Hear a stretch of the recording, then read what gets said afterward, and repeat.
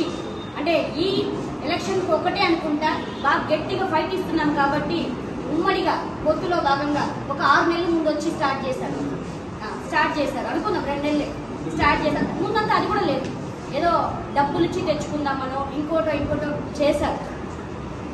నేను ఒకటే అడుగుతున్నాను, ఇందాక అందరూ చెప్పినట్టు ఏమి శ్రీకాళహస్తి నియోజకవర్గం 4 మండలాలు పట్టణాలు అంటే వీళ్ళందరూ ఒక ఫ్యామిలీకే ఊడిగం చేయాలా?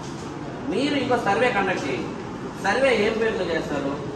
Number 1 Bojjala Sudheer Reddy, number 2 SCV Naidu గారు, నెంబర్ 3 వినుతా కోట, నెంబర్ 4 కోలారు. మీకు ఎవరికి ఓటు వేయాలనిపిస్తుంది? సర్వే కండక్ట్ చేయండి. ప్రజల దగ్గర సర్వే తీసుకోండి. ఎవరికి ఎక్కువ మెజారిటీ ఇస్తే వాళ్ళు నిలబెట్టండి. నిజంగా సుధీర్ రెడ్డి గారికి రాదు, నాకు తెలిసి 10% కూడా రాదు.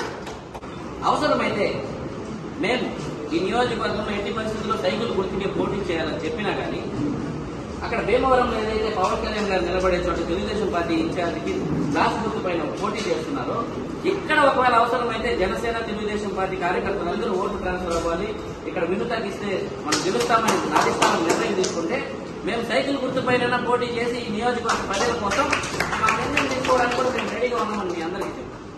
ఎవరికైనా ఇవ్వాలి.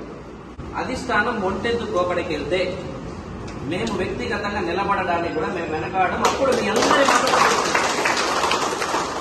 మీరు తెలుగుదేశం పార్టీ కార్యకర్తలు మీ ప్రయత్నాలు మీరు చేసి, జనసేన మేము ప్రయత్నాలు చేసి ఎప్పటికీ అధిష్టానం ఒకే ఎత్తున అంటే ప్రజల మనోభావాలను తీసుకోకుండా ఆ వ్యక్తిని మార్చుకుంటే మేమైతే ఆల్రెడీ మేము నియోజకవర్గం అంతా 2 సార్లు తిరిగాం. మేమందరికీ తెలుసు.